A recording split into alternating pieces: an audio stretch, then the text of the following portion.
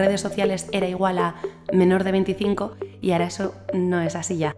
Hay gente que nos pide targets de hasta 45 años, hasta 50, porque ese público ya está también en las redes sociales. O sea que de repente el espectro se ha ampliado muchísimo y esto ya no es solamente gente joven, hay muchas más cosas. ¿Pero qué le ha pasado a la Kings, por ejemplo? Sale la super noticia de que Mediaset adquiere los derechos para emitirlo y demás, y no funciona en 4. Pero porque la gente que ve la Kings League lo ve en Twitch, es que no lo ve en 4. Eso es lo que tenemos que entender. O sea, aquí estamos uniendo dos mundos, pero la audiencia en este caso está en digital y no te van a ver el partido en la televisión. Lo que no puede pretender el medio tradicional es que el creador digital adapte su lenguaje, su forma de comunicar, porque entonces ahí ya te lo cargas. Estás intentando hacer una fusión con algo que debería ser natural y para que sea orgánico necesitas que cada uno hable su lenguaje y hable su idioma.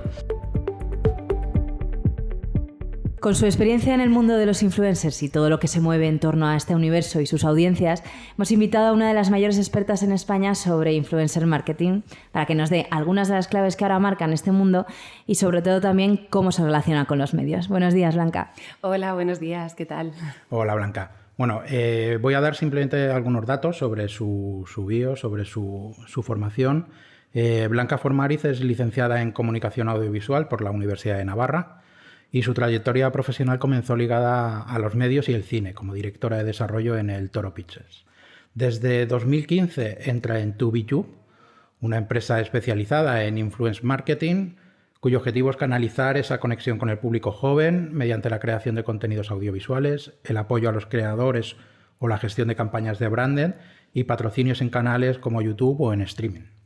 Y actualmente ocupa el cargo de directora gerente de la empresa. Además, dentro de su faceta de formadora, imparte clases en la Universidad de Navarra, de Valley Digital Business School, en la IE Business School y en la Universidad de Navarra. Ha sido presidenta de la Comisión de Influencer Marketing en la IAB y además ejerce como directora académica del curso superior de Marketing de Influencers. Bueno, pues Blanca, sí, un poco lo primero para romper el hielo. Cuéntanos, desde tu perspectiva, ¿cuándo y por qué una marca acude a empresas como TubiTube cuando busca este impacto más cercano con audiencias? Pues vamos a ver, bueno, antes de nada, muchas gracias por invitarme y por esta presentación.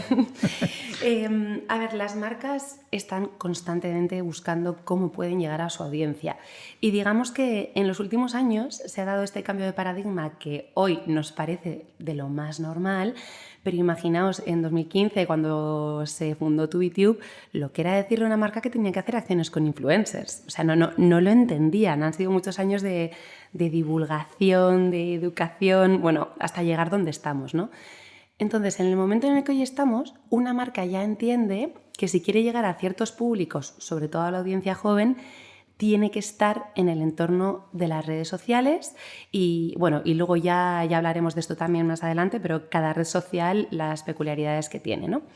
Así que cuando vienen a ver a una agencia como TubiTube, lo que quieren es precisamente ese acercamiento a la gente joven.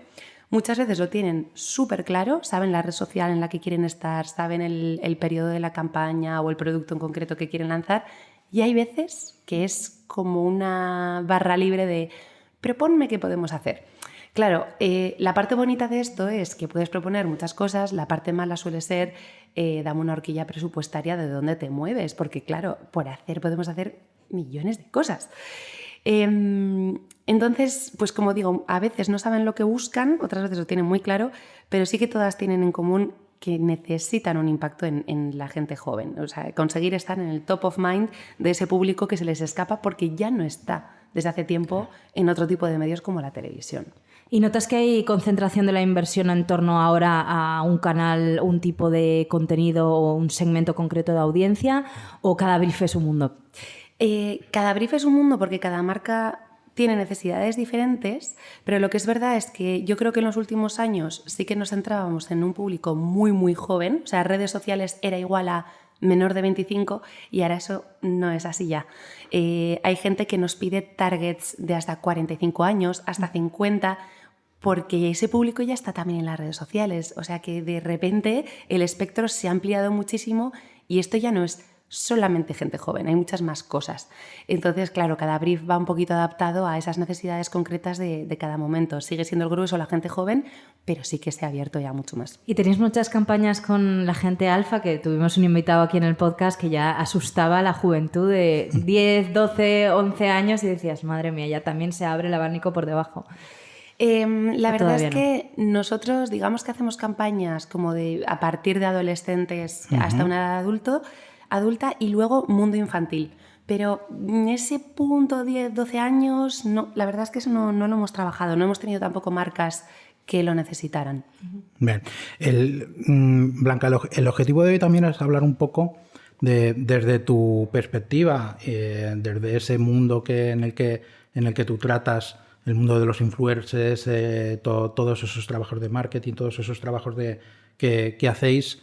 Nos gustaría un poco vincularlo a que nos des más, te vamos a ir haciendo una serie de preguntas, de cuestiones, para que nos vayas dando tu opinión en base a esa relación de ese mundo con, por ejemplo, el mundo de los medios de comunicación, ¿no? En un mundo de los medios en el que cada vez tienen más dificultades en la distribución de contenido, en plataformas mucho más fragmentadas, con audiencias mucho más complejas. Vamos a ir viendo un poco, si quieres, cómo es esa relación, ¿no? Cómo ves tú, bajo tu perspectiva, cómo se está dando esa relación. Si quieres, nos gustaría utilizar un ejemplo concreto, que es el ejemplo de la Kings League, porque para nosotros, desde el punto de vista, hablando desde el punto de vista de los medios, el ejemplo de la Kings League es un poco como una tormenta perfecta, en la que ahí se han ido juntando y se han ido integrando diferentes actores, diferentes elementos que vosotros controláis muy bien porque es vuestro negocio, pero que afecta de alguna manera ya al mundo de los medios, y no solo al mundo de los medios, sino al mundo de los periodistas, de las marcas personales de los periodistas. Dentro de ese contexto, a mí me gustaría que nos dieras primero una opinión sobre esa relación entre influencers, medios de comunicación. ¿Cómo ves tú ahora mismo, en términos genéricos, claro, cuál es la situación que ahora mismo ves bajo tu perspectiva en ese ámbito? Pues a ver, yo creo que en lo que has comentado hay varios temazos claro, a tocar, ¿no? Por dar primero una respuesta concreta al tema de la Kings, la verdad es que la Kings es un caso de éxito brutal, me atrevería a decir que el mayor de los últimos años, de lo que ha sido llevar algo tan tradicional y querido como es el mundo del fútbol en el país y donde las televisiones tienen el absoluto poder, a de repente llevarlo a otra plataforma, mover muchísima inversión hacia allá y tocar a esta gente joven, ¿no? Porque yo sí que recuerdo haber hablado con directivos de televisión que decían, es que el problema es que la gente joven ahora no aguanta un partido de 90 minutos, entonces no ven la tele, ¿no? Y claro, la Kings lo ha hecho muy bien porque ha conseguido unir el mundo del fútbol, liderado por Gerard Piqué, con Ibai, que es un auténtico referente en digital, para llevar un proyecto en el que las marcas han confiado de primeras, porque a nivel tradicional trabajaban con futbolista, a nivel digital trabajaban con influencer, y luego que han sabido rodearse de una comunidad que ha funcionado muy bien. Entonces, digamos que al haber conseguido arrastrar esa grandísima inversión, porque sabían a qué audiencias estaban llegando de una forma distinta, que no les alcanzaban de otra forma, han conseguido muchísima notoriedad. Pero ¿qué le ha pasado a la Kings, por ejemplo? Sale la super noticia de que Mediaset adquiere los derechos para emitirlo y demás, y no funciona en 4.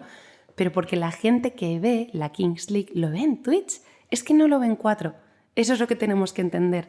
O sea, aquí estamos uniendo dos mundos, pero la audiencia en este caso está en digital y no te van a ver el partido en la televisión. Eso es lo que no termina de funcionar. Ahí ya metes un poco una variable muy interesante que nosotros lo hablamos mucho y en otros podcasts también lo hemos tratado, aunque sea de manera tangencial, que es el enfoque que le da un medio de comunicación, en este caso una televisión, un canal de televisión, a cómo puede empezar a integrarse en ese tipo de audiencias, ¿vale?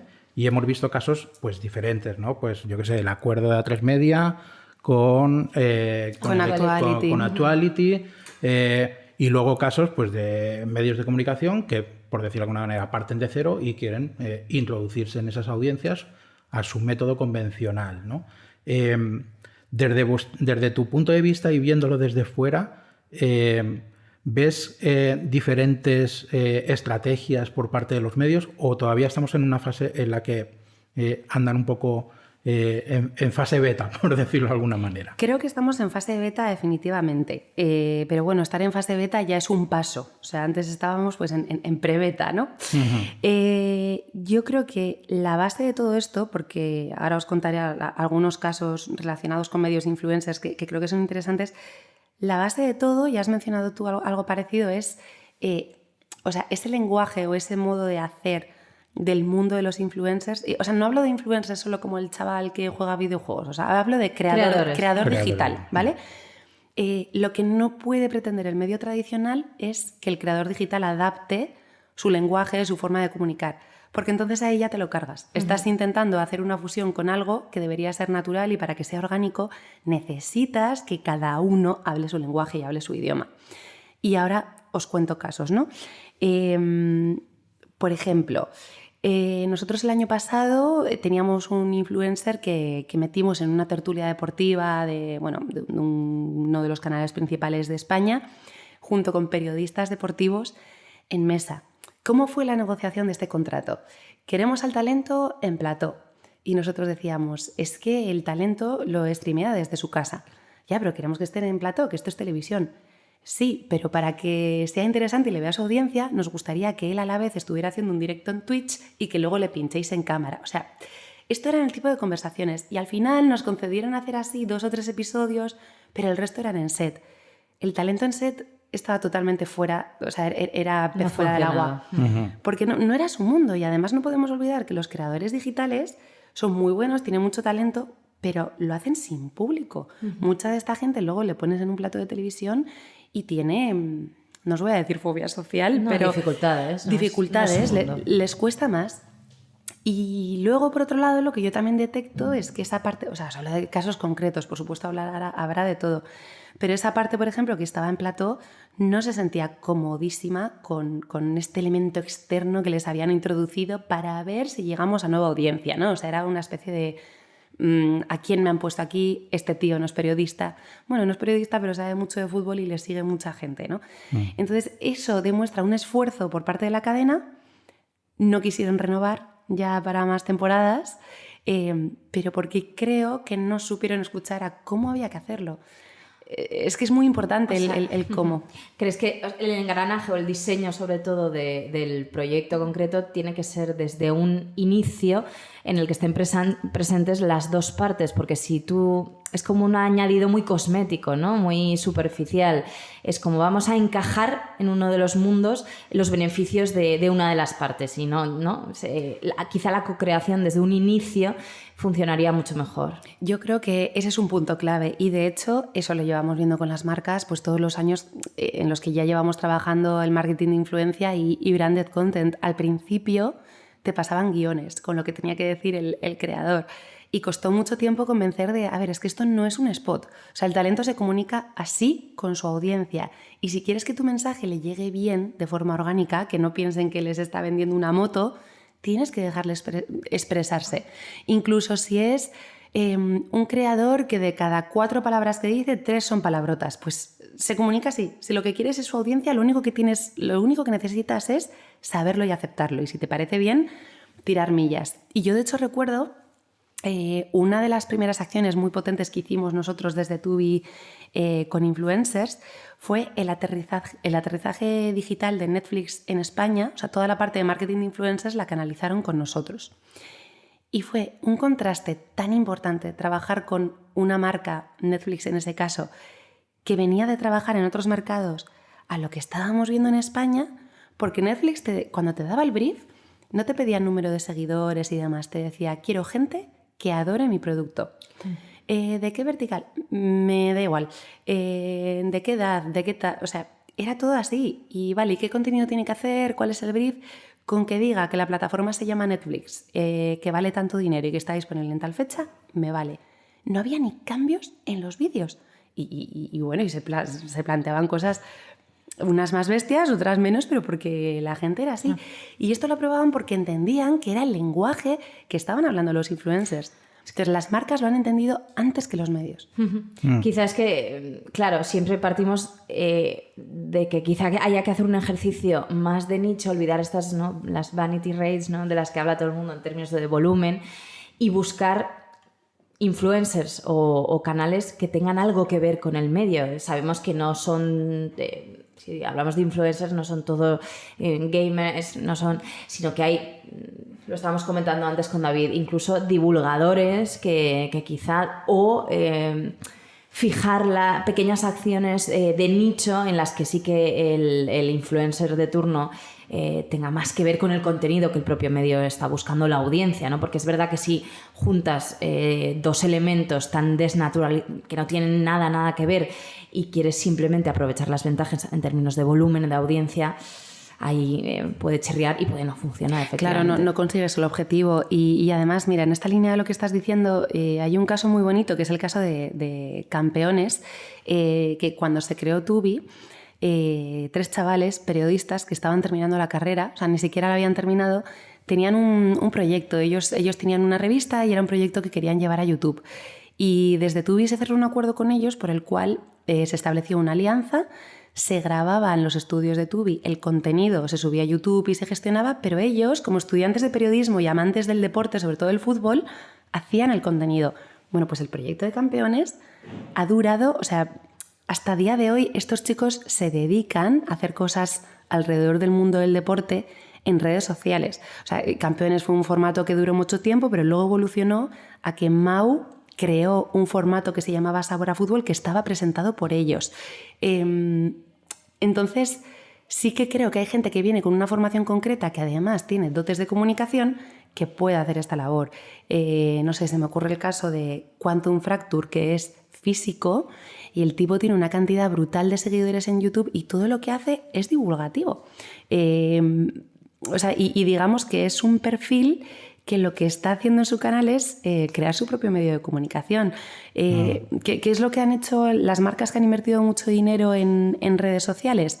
Ser su propio medio. Un PlayStation dice, mira, yo en vez de gastarme tanta pasta en publicidad en los medios de comunicación, invierto en mi canal de YouTube, donde cada día saco el producto que yo quiero, el lanzamiento que yo quiero, lo hago en exclusiva, lo hago con mis recursos, lo hago con mis influencers para que llegue a más gente. Sé que llego al target además que quiero disparar y no dependo de que me sirvan mis anuncios aquí o allá.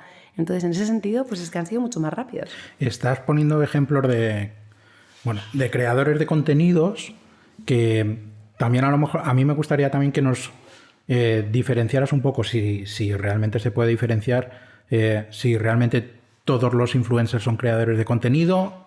Un creador de contenido per se ya puede ser un influencer, porque creo que ahí hay muchos matices, no es algo tan evidente.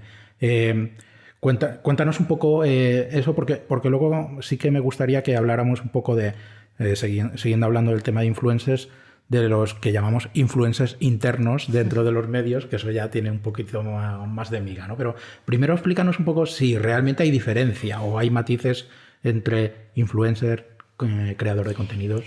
Sí, claro que hay matices. De hecho, existe mucha disparidad en el criterio, pero incluso entre nosotros en la industria, cuando nos juntamos en foros como en el IAB y sale este tema, que ha salido muchas veces, o sea, hay muchísimos desacuerdos, ¿no? Porque partimos de la base de que alguien que sube un contenido a una red social, o sea, lo está creando, por lo tanto ya tiene la denominación de creador. Y yo soy de la opinión de que si a través de tus contenidos en redes sociales influyes, aunque sea en una persona, en una dirección, o sea, eres un influencer, serás grande, pequeño, micro, nano, pero estás influyendo en alguien, o sea, estás consiguiendo ese poder de persuasión, ¿no? O de prescripción, llamémoslo así. Pero sí que es verdad que tenemos los influencers nativos y los no nativos. ¿Qué quiero decir con esto? El influencer nativo es el que se ha dado a conocer a través de las redes sociales creando un contenido. Me da igual que sea de vídeo, de foto o lo que sea. Pero luego está el no nativo, que este es el celebrity tradicional, futbolista, cantante, actor, lo que sea, que solo por ser quien es, tiene muchísimos seguidores en redes sociales. Esta persona no es creadora de contenido. Es influencer porque le sigue mucha gente, pero no crea contenido. O sea, su capacidad de prescripción, ¿no? Exacto, o sea, su profesión es otra y anuncian cosas con marcas porque llegan a mucha gente, pero no sería alguien con quien pudieras diseñar una campaña a nivel branded, con una calendarización interesante a lo largo del tiempo. O sea, es algo mucho más dirigido. Pero sí podrías contar con su audiencia, con su que vendría a ser su materia prima. Exacto, pero ahí lo único que compras realmente es la audiencia, o sea, el perfil de la persona. Pero como te digo, a nivel de estrategia, al final estás comprando un post o una embajaduría, pero no llegas más allá, no profundizas más. Vale. Esto que comentábamos de lo que te decía David es que es interesante porque en algunas consultorías que hemos hecho con algunos medios hablamos de las firmas propias, algunas con muchísima capacidad de influencia, ya no sé si llamarlo influencers porque algunos están presentes en las redes, otros no, pero sí que son firmas que se mueven en un mundo de influencia, ya sea política, internacional o de algún tema más concreto, que además se mueven en un marco al estar bajo el paraguas de un medio que quizás sea interesante para una marca, como es el brand safety. Los medios al final siempre son capaces de legitimar el contenido, ¿no? Y por ello también ser relevantes o considerables en términos comerciales. Nosotros siempre hablamos de que muchas veces los medios no han sido capaces o pensamos que no todos los medios son capaces de canalizar estas firmas, tratarlas como influencers para que se puedan desarrollar su marca personal en estas redes, llegar a una audiencia, a nuevas audiencias y por ello hacer marca con su medio, porque hemos visto grandes firmas de periodistas, sobre todo en el mundo deportivo, que han aprovechado esta oportunidad en términos personales y el medio se ha quedado atrás. Entonces, no sé qué opinión tienes tú si esta oportunidad perdida, digamos, o no, o que se están haciendo Pues cosas. fíjate, yo creo que creo que aquí los medios diferencian entre el entretenimiento o algo más banal y lo que es, bueno, el puro respeto profesional a un periodista, ¿no? O sea, en los casos de periodistas muy potentes en medios, lo que veo es que efectivamente tienen sus redes a un nivel más personal, gestionan ellos las cosas, le sacan un rendimiento, que está muy inteligentemente hecho además, pero hay un mundo de entretenimiento, quizás lo podríamos señalar más hacia mundo Mediaset, en el que ellos, por ejemplo, todo personaje que sale de sus programas automáticamente firma como que es influencer de la casa, ¿no? Para que de ese rendimiento económico la casa que les ha hecho famosos o les ha dado a conocer se lleve algo. Entonces se hace con el entretenimiento, pero no creo... O sea, yo no estoy dentro de un medio de comunicación, pero no tengo yo constancia de que se haga, o al menos se haga de una forma consciente, desde luego en términos generales, con este tipo de perfiles que estáis diciendo. Sí, sí que es cierto que, a ver, el encaje no creo que sea fácil, ¿no? Es decir, cuando tú eres un medio de comunicación y sobre todo un medio de comunicación muy relevante y dentro de tu equipo pues tienes una serie de periodistas o de comunicadores que por diferentes circunstancias en el ámbito digital han empezado a trazar su propio camino y están generando su propia audiencia, incluso los hay que son creadores de contenido. Entiendo que el encaje de un medio con ese empleado, por decirlo de alguna manera, pues puede ser complejo, no puede ser no creo que sea tan sencillo, pero sí que nos llama mucho la atención que en casos muy determinados de periodistas, cuando decía María, periodistas sobre en el ámbito del deporte, ¿no? Porque en el ámbito del deporte se está dando. Hay una serie de periodistas que por diferentes circunstancias se han convertido en creadores de contenido. Hablamos sobre todo de Twitch, de streamings, periodistas que tienen canales potentes, cada uno en ámbitos diferentes del deporte, y que les está funcionando. Y algunos de esos periodistas siguen teniendo una vinculación con medios de comunicación. Son comentaristas de televisión, de partidos de fútbol, son narradores, etc. No sabemos hasta qué punto el medio de comunicación puede trabajar conjuntamente con ese profesional para que esa evidente ganancia que tiene el profesional de su marca personal, el medio también apoye, pero tenga algún tipo de beneficio. Entendemos que actualmente puede haber un gap, algo ahí que todavía no encaja, ¿no? A ver, yo creo que es más complicado para el medio que para el perfil, porque el perfil al final tiene una vía alternativa laboral, ingresos, etcétera. Claro, lo ideal sería que convergieran esos dos mundos, que efectivamente es complicado, pero si lo piensas, más que pensar en plataforma en la que esté un periodista metido, vamos a pensar en una marca, ¿no? Uh-huh. Dices, bueno, es que claro, el encaje es difícil porque si tienes un periodista respetado que te está dando información, a ver cómo lo hacemos. Pero sin embargo, luego resulta que antes o después de los informativos les metes a decir unas cuñas que no pegan para nada, que eso se hace desde la televisión y probablemente sería muchísimo más interesante vincular tu marca, tu medio con esta persona en sus perfiles en redes sociales y tratar de traerte la audiencia que está allí a tu canal y hacer una publicidad más orgánica, porque o sea, realmente es que te salta tanto cuando pasa esto, es tan artificial, dura hasta más que el propio contenido, cuando por otro lado lo que te da la red social es hacerlo mucho más a tu manera. Y si no es un post en Instagram o lo que sea, pues que sea en este programa de Twitch que estás retransmitiendo. O sea, yo soy X cadena de televisión, me viene una aseguradora para hacer esta cuña en las noticias y lo que le digo es, espera, vamos a ofrecérselo a él en el canal de Twitch, hagamos un 360 y como yo que soy el medio se lo estoy ofreciendo y traigo el cliente, ahí sí le va a interesar. O sea, el encaje es posible, lo que pasa es que no es lo más habitual o lo que se está, no es lo que se está haciendo. ¿no? Pero entiendo que sí vamos en una línea a eso. O sea, me imagino que el camino va hacia allá. Poco a poco yo creo que también, o sea, de este mundo se puede ir trasladando a otros, como decía David. Pero ¿sabéis qué pasa? Que yo lo que veo mucho en el sector es como que somos muy celosos de lo nuestro. Sí. Sí. Entonces, no me quites mi influencer, solo trabaja conmigo, pero si le estoy trayendo una marca, ¿qué tal? Te doy una comisión, no tienes que hacer nada. No, es mío. Yo, por ejemplo, tengo deals con muchas agencias del sector que son competencia mía, a los que veo como colegas, porque si me llega un brief de una marca para cubrir una necesidad y yo no tengo en casa lo que necesito, oye, les llamo, dame precio, hacemos tal, y le estoy consiguiendo negocio. Pero hay otras que es, no, ni me toques ni me llames.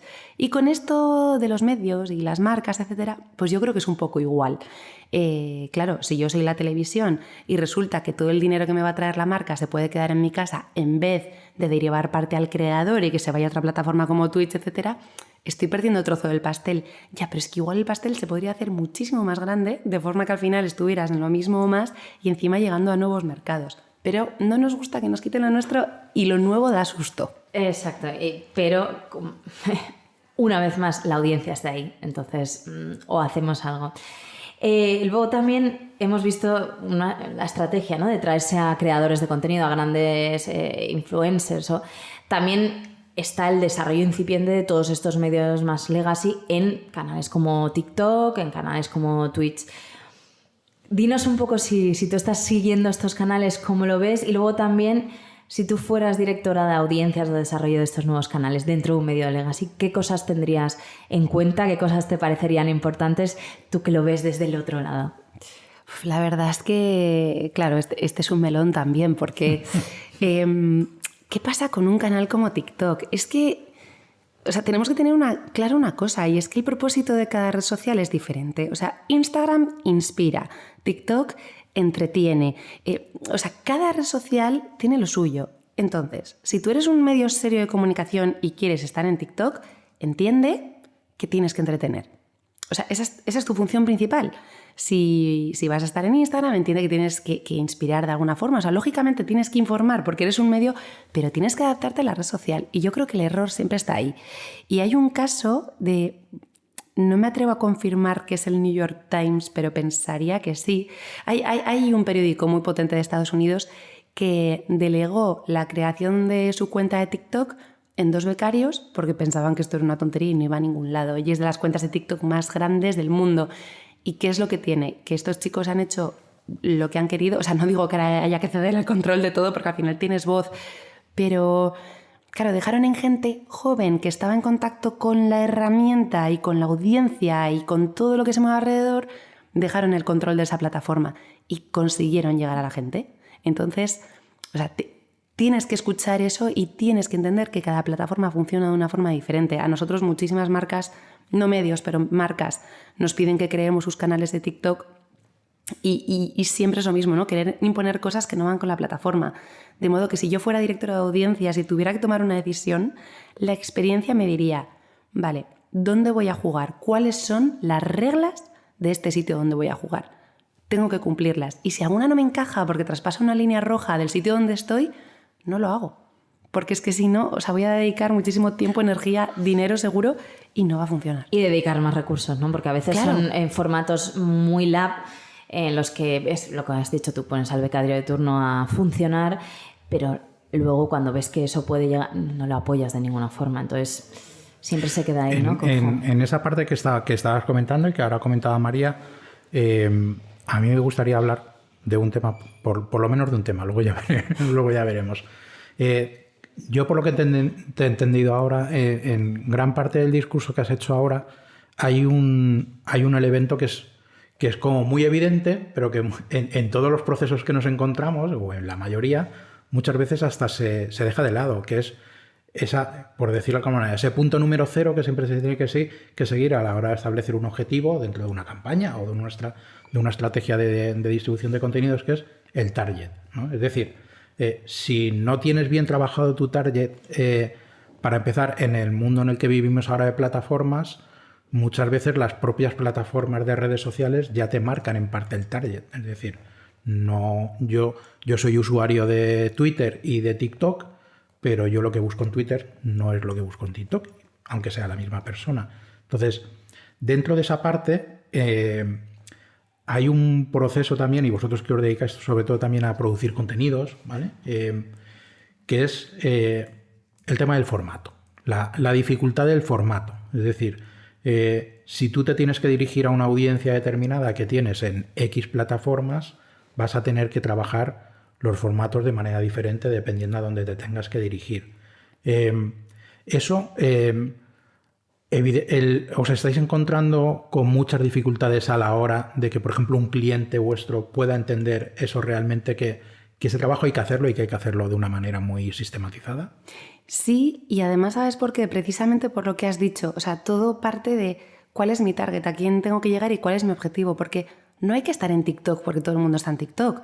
O en Instagram o YouTube no está muerto. O sea, es que cada uno tiene necesidades distintas. Y lo que sí nos encontramos es a clientes que quieren abrir su perfil social en X, me da igual que sea TikTok, YouTube o Instagram, y tiene que ser ese. Y cuando nos ponemos a trabajar la estrategia, el objetivo, decimos, es que no va a llegar, es que nadie lo va a ver aquí.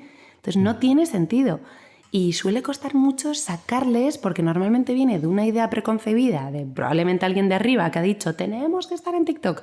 Eso ha bajado, te lanzan el brief, tenemos que estar. Y dices, pero es que tu audiencia no está aquí, tu audiencia está en YouTube. Pero si ya no lo ve nadie, no, ¿cómo que no? O sea, es el segundo buscador a nivel mundial. Tienes que adaptarte a tus necesidades, o sea, como decíamos, al medio, pero a tus necesidades. Y aquí sí que veo uno de los mayores retos del sector. O sea, el tenemos que estar porque sí, porque es lo más o no. Y la parte de los formatos, ¿cómo lo gestionas? Es decir, a día de hoy, en la actualidad, bueno, entiendo que el formato vertical, por ejemplo, es un formato que ya tiene que estar muy desarrollado, tiene que estar muy estructurado. ¿Cómo trabajáis un poco a la hora de decidir los formatos? ¿Te refieres más a formato a nivel técnico o los contenidos? O sea, un poco todo, ¿no? Sí, un poco todo. A ver, nosotros siempre planteamos una estrategia que lleva a este tipo de cosas explicadas y un poco adaptadas a lo que nosotros creemos que es mejor. O sea, primero porque vemos en qué red social hay que estar. Si es en varias, intentamos realizar una estrategia en la cual tengas un poco el mismo contenido, pero adaptado. O sea, nunca reutilizaría, no sé, un story que me haya quedado chulo en TikTok. No, idiomas diferentes. O sea, puedo utilizar planos y editar una pieza distinta. Eso sí. Y luego en cuanto al tema más técnico, claro, el vertical está a la orden del día. El otro día, por ejemplo, estaba grabando para un case study en una fábrica y les decíamos, ¿esto para qué va a ser? ¿Para redes o para case study? Bueno, para todo. Bueno, pues ya grabas en horizontal pensando en el case, pero dejando mucho aire para que luego lo puedas aprovechar para vertical. O sea, esto cuando luego no tienes mucho tiempo de adaptar. Pero hoy en día, por ejemplo, un fallo muy gordo de un operador puede ser que te venga con planos sin aire que luego no puedes adaptar a redes sociales.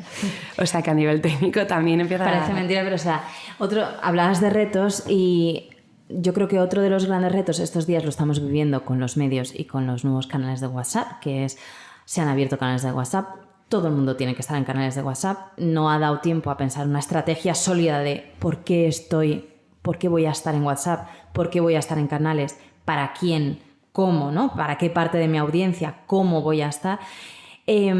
Y muchas veces parte del reto es el acceso a la plataforma, el contacto con ella y entender qué tipo de producto me encuentro. Vosotros tenéis en vuestra relación con las plataformas, ¿cuáles son los mayores retos que os encontráis?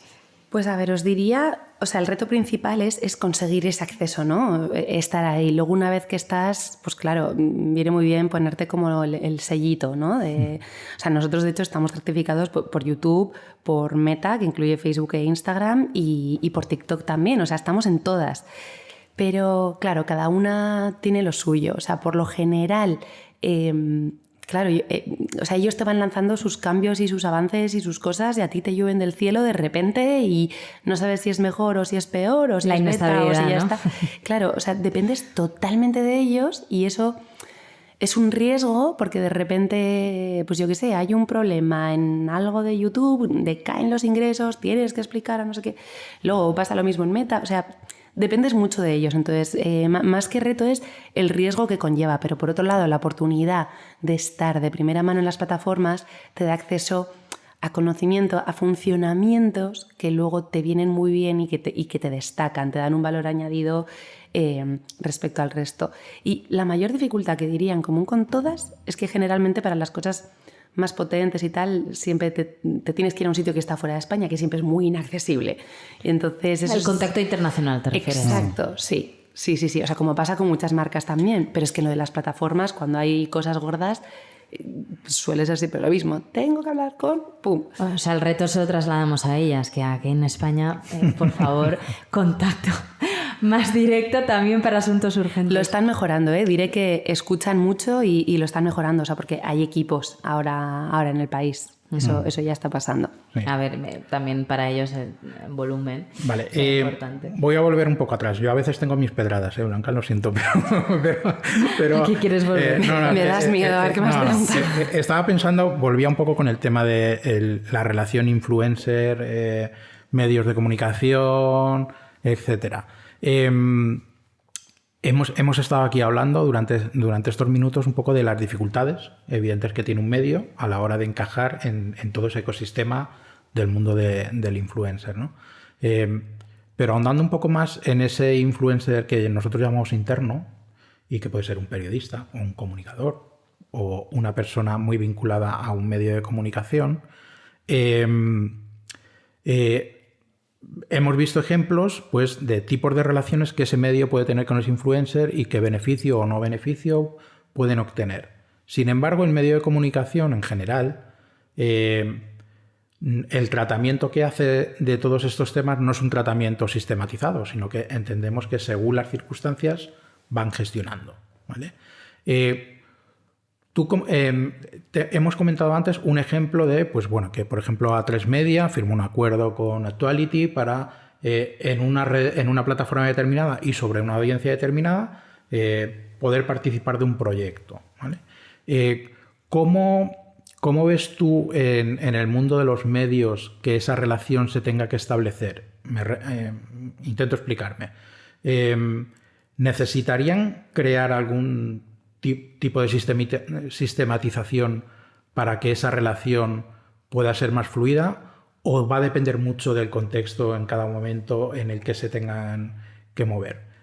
Yo entiendo que no todos los medios son iguales y no todo el tipo de medio o el tipo de información que se maneje es el mismo, pero centrándonos en deporte o más en entretenimiento, de lo que traten los medios de comunicación, el cómo pueden avanzar en ese tipo de gestión. Yo soy una persona que creo mucho en las normas y en los procesos. Para mí los procesos y la organización son la clave de que funcione el mundo. ¿Qué quiero decir con esto? Si tú empiezas a tener un montón de casos concretos con peculiaridades y demás, esto al final es un desastre, es un lío, este tiene esto, este tiene lo otro. O sea, en lo que yo creo es en... oye, queremos empezar a... Bueno, monetizar es una palabra muy fría, pero a sacar también rendimiento de las personas que dan la cara por nuestros medios, etc. Bueno, y aquí voy a ser muy radical, pero vamos a hacer un contrato a todos porque... Meter a legal. Exacto. En las redes sociales estamos nosotros metidos, tal. Justificación. Eres la cara de mi cadena y no me puedo permitir que luego a nivel personal en tu red social hagas algo que conmigo no cuadre. Entonces, proceso para todos, contrato, exclusividad para todos, tal. ¿Casos concretos que luego te surjan? Bueno, pues se pueden ver excepciones, pero siempre dentro de un marco y al que le estés destinando recursos. O sea, que haya responsables de si se decide crear esta línea, que haya alguien que obtenga la responsabilidad. Porque yo creo que ahora es como el caso que contábamos de TikTok, que lo hagan los becarios. Es como que nadie se está poniendo en esto como una vía de negocio y realmente es una salida. Es que es un área más. Pero hay que coger el toro por los cuernos y entiendo que no sería una negociación fácil porque a todo el que venga nuevo se lo puedes imponer, pero el que ya está, claro, es difícil. Pero sí creo mucho en los procesos y... Hay que decir que tiene sangre alemana que le corre por las venas. Soy muy cuadriculada. Y por eso ha llegado donde ha llegado, con lo cual... No, y es verdad que en ese sentido... esa no monetización tan directa o en términos de volumen tan grande en determinados canales o tan difícil en determinados canales como TikTok es a veces lo que condiciona que no pongamos recursos como medio, ¿no? en un canal o que nos esté costando más, porque es verdad que al final la comercialización es la que es, muchos medios es sota, caballo y rey, hay un proceso ya muy establecido de dónde saco el dinero, cómo lo saco, y a veces el no tener esa percepción tan a medio largo plazo, ser más cortoplacistas, pues hace que vea en estos canales retos, ¿no? Retos en términos de monetización que me hace dejarlo un poco de lado. Claro, y esto que estás diciendo, o sea, esta percepción es la principal culpable de que se piense de que para invertir en digital hay que meter menos presupuesto o que para hacer un vídeo para digital tiene que valer menos de un spot. Claro, y la pregunta que yo lanzo es, vamos a ver, hemos estado durante muchísimos años fiándonos de 3.000 audímetros o no sé cuántos colocados en un país con los muestreos, tal, y metiendo dinero a expuertas en la televisión, sin ver jamás un retorno, perdón, le he dado al micro, sin ver jamás un retorno directo. Y de repente llegan las redes sociales y si no tengo ese retorno no me gusta. Vale, pues tenemos que entender una cosa. Primero, influencer marketing no es conversión, es awareness. El objetivo es otro. Es darte a conocer, es que tu marca guste, es estar presente en la mente, etc. Lo que pasa es que ahora sí, en los últimos 2-3 años, se ha empezado a generar este modelo en torno al live shopping y demás, que sí que es más directo a la conversión. Oye, es maravilloso, esto antes no existía. O sea, ahora por cada euro que metes puedes saber cuánto sacas.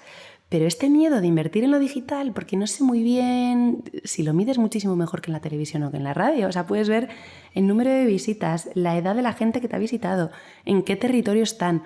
O sea, que la inversión en verdad va mucho más focalizada y más centralizada. En estas consultorías que hacemos normalmente hemos visto que muchas veces, incluso en estos procesos comerciales, las redes sociales son un regalo de amplificación de campañas. Ni siquiera hay... A veces hay falta de un producto chulo, bueno. O sea, los medios... El contenido es maravilloso siempre. Son reyes en hacer las cosas bien en términos editoriales. Y muchas veces ese contenido tan bueno que podría trasladarse con esa calidad a las redes es, no, mete inversión aquí y las redes te las regalo, ¿no? Las redes propias del medio, con firmas del medio, bajo ese paraguas de brand safety del propio medio, esa cualificación y legitimación del contenido podrían ser un producto muy chulo en sí mismo y no se vende muchas veces. Yo creo que aquí todavía falta mucho camino por hacer, pero sí diré que yo en los últimos años, o sea, sí detecto que antes solo pasaba esto, era el 100%, y era, oye, me quedan 5.000 euros para algo de redes, de influ. ¿Qué me haces con esto? Y te buscabas, bueno, cómo podías la vida. Pero aquellos que empezaron con eso y vieron cómo va funcionando son los que hoy en su plan de medios tienen una pantalla muy gorda destinada a este tema. Entonces cada vez lo vamos viendo y nosotros con clientes con los que repetimos detectamos que la inversión cada vez se va volcando más hacia este lado también.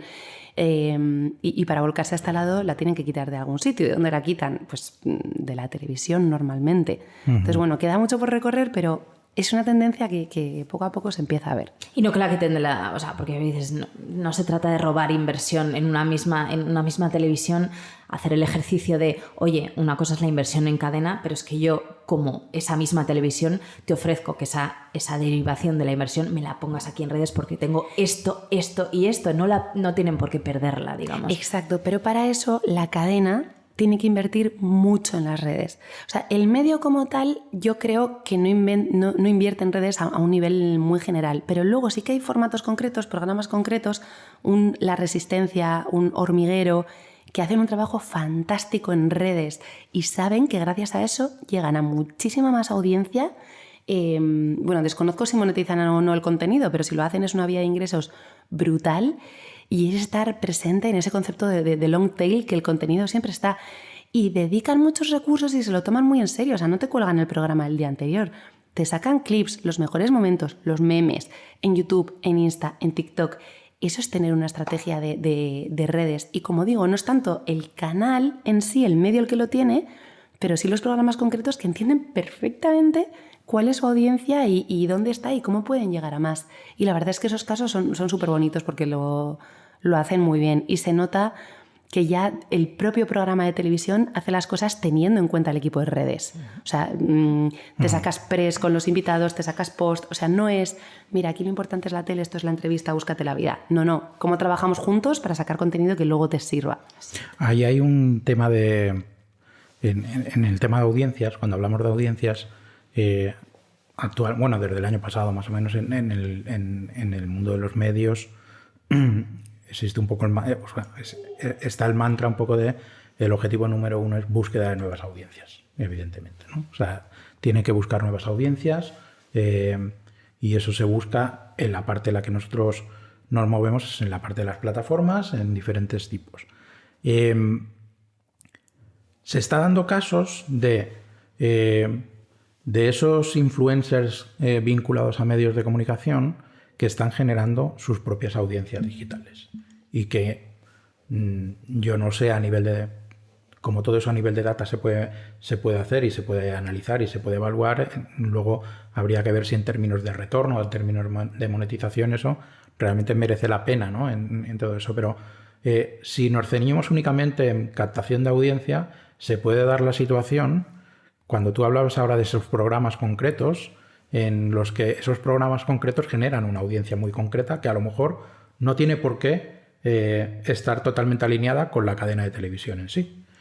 Pues en el caso de un creador de contenidos o de un influencer o de un periodista que está generando contenidos digitales también puede ocurrir lo mismo. ¿Crees que se puede dar, o sea, crees que ese influencer puede ser un elemento facilitador para que ese medio de comunicación capte nueva audiencia a través de él? ¿O todavía es una fase muy incipiente? Yo creo que si se hace bien sí que puede ser un facilitador, como el caso que os contaba al principio del programa deportivo. O sea, creo que si lo haces bien puedes hacerlo.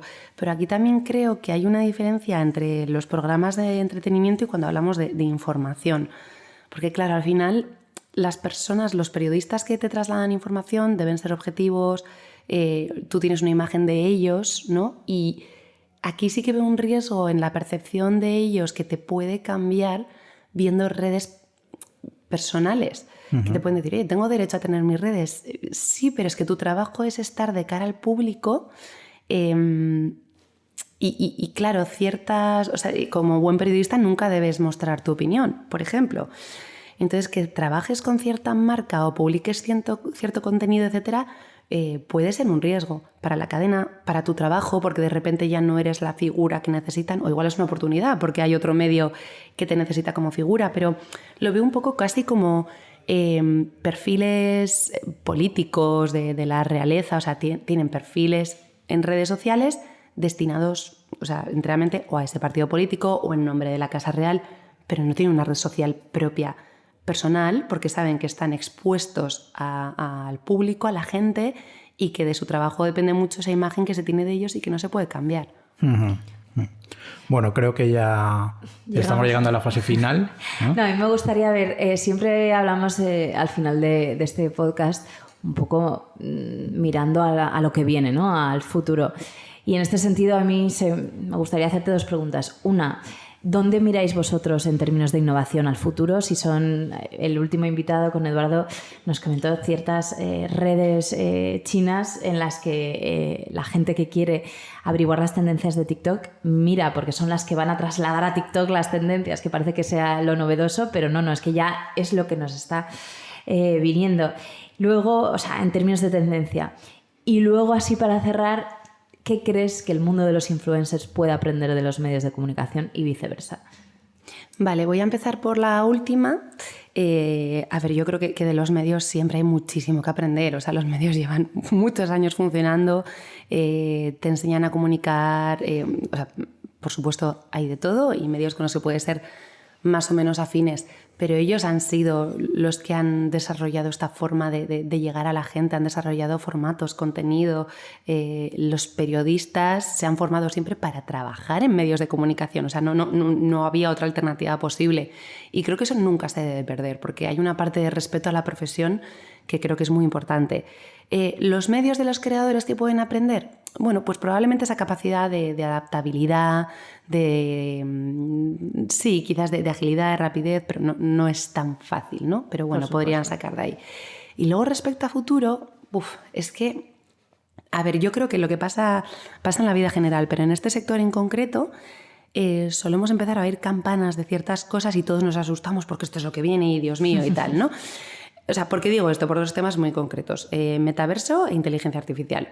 Metaverso, Dios mío, esto es lo que viene, ya está, vamos a vivir en el metaverso, parecemos Sims, bla, bla, bla. Yo no he vuelto a oír hablar del metaverso. O sea, es cierto. Tuve unos meses en los que solo había talleres y ponencias online de todas las asociaciones del mundo hablando del metaverso, de cómo se estaban metiendo, que yo decía, Dios mío, qué tarde vamos, porque no tengo nada para entrar. Y además en términos de inversión no se ha visto tampoco. Claro, y no me gustaba nada. Y de repente, o sea, es como que pasó un verano y ya nadie hablaba de metaverso. Y con la inteligencia artificial, que sería un poco la respuesta lógica de ¿dónde ves futuro? Inteligencia artificial. Pero me pasa un poco lo mismo. O sea, no sé si tenemos muchísimo ruido de que esto nos va a cambiar el mundo y luego no va a ser para tanto o realmente va a ser algo muy disruptivo. O sea, sí que creo que va a tener presencia, pero no sé si tengo claro que nos va a sustituir a todos, ¿no? Que es el miedo que creemos. O sea, lo que pienso es que, o sea, no nos va a sustituir como tal la inteligencia artificial, pero que las personas que sepan utilizarla adecuadamente tendrán muchas más posibilidades que las que no. Pero no como algo que nos defina el futuro, porque si algo estamos viendo es que hoy es inteligencia artificial y pasado mañana es pues eso, otra red social, cambia tan rápido que es que el futuro realmente es, ¿cómo lo ves de aquí a un mes? Importante la flexibilidad para todos. Bueno, pues ya acabamos. Con lo último que has dicho, yo simplemente me quedo con... Sí que es cierto el tema de inteligencia artificial, que hay muchas dudas, hay muchas incertidumbres, ¿no? Pero tú que eres muy metódica y que te gustan mucho los procesos, yo sí que creo que por lo menos en el ámbito donde trabajáis vosotros también hay mucha parte de ser artista, es decir, de trabajar mucho las relaciones y el ver mucho la parte humana, el cómo poderlo hacer. Nada, ha sido para nosotros un placer, Blanca. Para mí también, muchísimas gracias. Yo personalmente he aprendido mucho en estos minutos sobre el mundo en el que te mueves y nada, esta es tu casa y esperamos que tenerte otra vez de vuelta por aquí. Me ha encantado la conversación, así que cuando queráis repetimos. Perfecto, gracias, Blanca. Hasta luego.